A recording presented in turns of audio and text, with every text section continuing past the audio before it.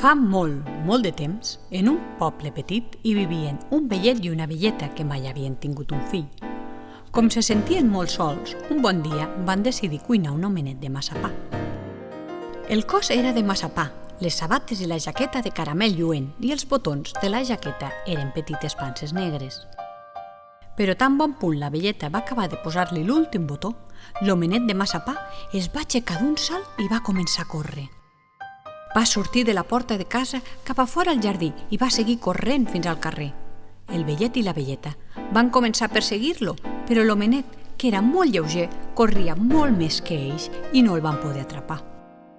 L'homenet, que era una mica mofeta, va començar a córrer tot cridant: «Correu, correu tant com pugueu! No em podreu agafar, perquè sóc l'homenet de massapà!» Quan ja va perdre el vellet i la velleta de vista, va seguir caminant fins que es va topar amb una vaca. Quan la vaca el va veure, el va mirar i li va dir: quina bona pinta que fas! M'agradaria poder-te menjar!» L'homenet, en sentir allò, va començar a córrer un altre cop i veient que la vaca el perseguia va esclatar a riure i va dir: «M'he escapat d'un vellet i una velleta i ara m'escaparé de tu. Corre, corre tant com puguis, no em podràs atrapar, perquè sóc l'homenet de massapà!» I després de córrer una estona, va perdre de vista la vaca, que es va cansar de perseguir-lo. L'homenet de massapà va seguir voltant i explorant el món, fins que va arribar a una granja on hi havia uns pagesos treballant. En veure'ls, un dels pagesos va cridar: «Vine cap aquí, homenet de massapà! Ens agradaria poder-te menjar!» L'homenet, amb to burleta, va dir: «M'he escapat d'un vellet, una velleta i una vaca.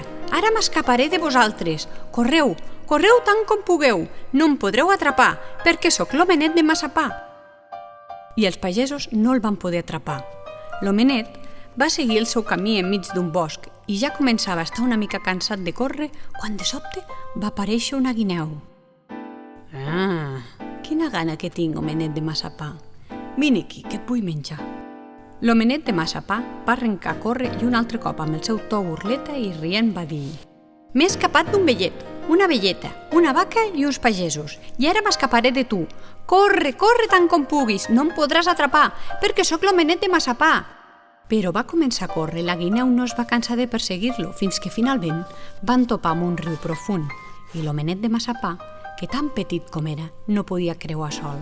Llavors la guineu se li va acostar i li va dir: «Homenet, puja a la meva cua, jo t'ajudaré a travessar el riu».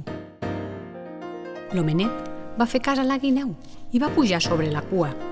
Quan ja eren enmig del riu, la guineu va dir: «Em sembla que t'estàs començant a mullar. Salta sobre el meu llom». I l'homenet això ho va fer. Quan ja havien avançat una mica més, l'homenet començava a esfonsar-se un altre cop i la guineu li va dir: «Salta sobre el meu cap si no et vols ofegar». I l'homenet va saltar sobre el seu cap de la guineu.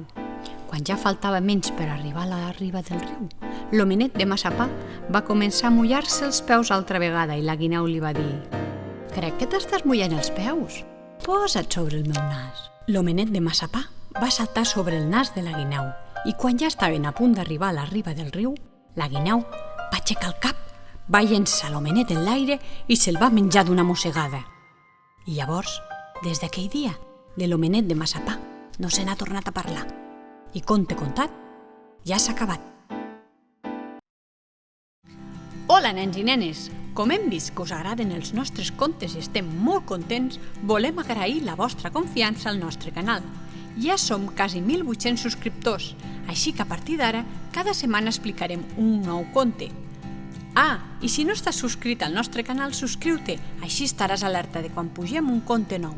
Gràcies i fins aviat!